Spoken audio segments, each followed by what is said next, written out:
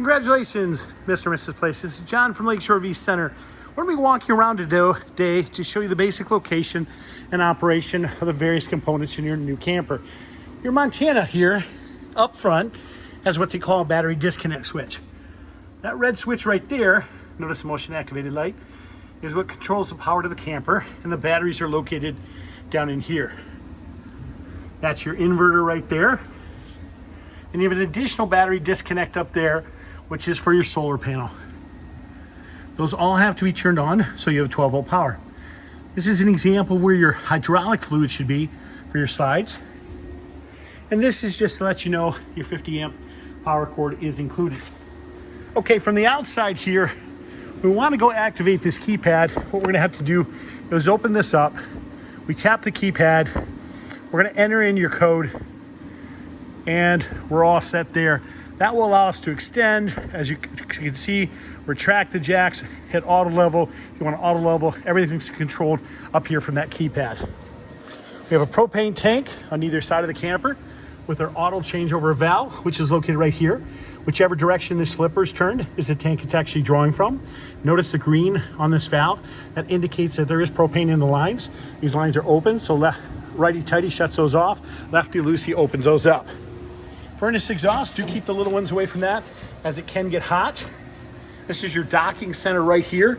We've got a hot and cold shower up top here. We've got for your winterization, where you stick a hose into that. You can pump antifreeze through the system by turning that on. City water connection here. Your tank fill, your normal flow, which is your tank operation. And this is how we flush the gray and black lines. These are our low points here. And that's just to drain the lines out over here. The camper has been winterized. That's the pink that you see in there. Wonderful pass-through storage there. Our valves are located in here. 1.5 inches is our gray and 3 inches our waste. Okay, we're gonna go around to the outside here. This is where we attach our 50 amp power cord. We do give you the electrical adapters that convert down to 30 and 15 amp. It is a good idea to check the lug nuts on the tires after the first 250 miles as they can become loose. As you know, because of your bathroom being in the back here, you do have additional valves right back there. Here's your hot water heater. When you go to winterize the camper, what you want to make sure you do for your hot water heater is open up this door here. Down in here, there's an anode rod that needs to be pulled. This needs to make sure it's been drained so all the water's out of that so nothing will freeze and crack. Okay? That's all pre-prep for a backup camera, if you want to add that. And that's your rear hitch, not designed to tow, but to carry things like bike racks and things of that nature. Okay, let's walk inside here.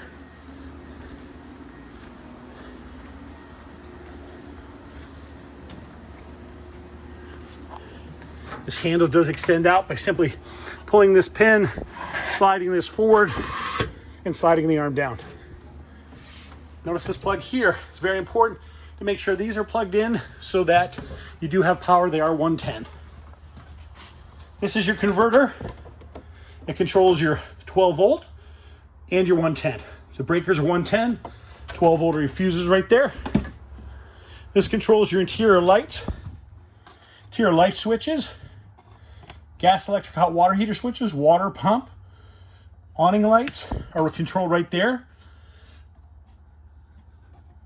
Floodlights, tank heaters, your awning switch, overhead fan switch, and these, of course, are overhead light switches. This controls your various slide outs. This is for your inverter. Just lets you know that that's turned on and there's power to that. Okay, let's walk up here into the kitchen. There's a spark igniter in your stove. When you go to light that, you simply will rotate that to the flame, and if there's air in the line, it won't ignite right away, but once the air is out of line, she'll pop right on for you. Keys are around your kitchen faucet. There's your refrigerator. Your controls are right up there to adjust the temperature up and down. That's pretty self-explanatory.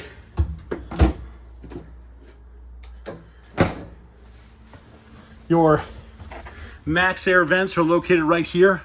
When we go to operate our air conditioning, we're We're gonna use this little control here. Push that till cool comes on. This adjusts the temperature up and down for that. Then your air conditioner generally takes about 60 seconds to cycle on. That'll kick on. Yeah, it's already kicked on. Now, if we want to go to furnace, all we're going to do is hit the mode button again, cycle through that. We'll push it about 3 or 4 times. It goes to furnace, up and down arrow keys for desired temperature again there, okay? We're going to cycle through that to shut that off. These, of course, are your max air vents with the overhead fans.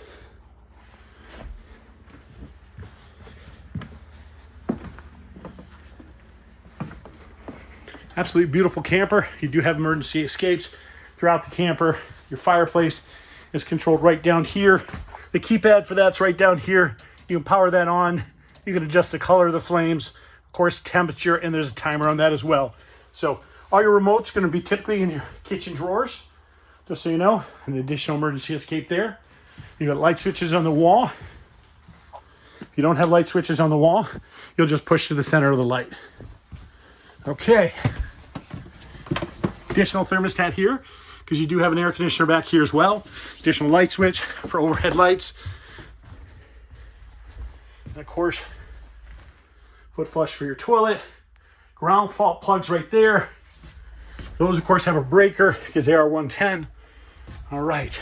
You guys, this is John from Lakeshore RV Center. That is just some of the basics on your new Montana fifth wheel. If you do have additional questions, please don't hesitate to give us a call and ask. We'd be happy to help. You can always reach us at 231-740-6225. Thank you and have a great day.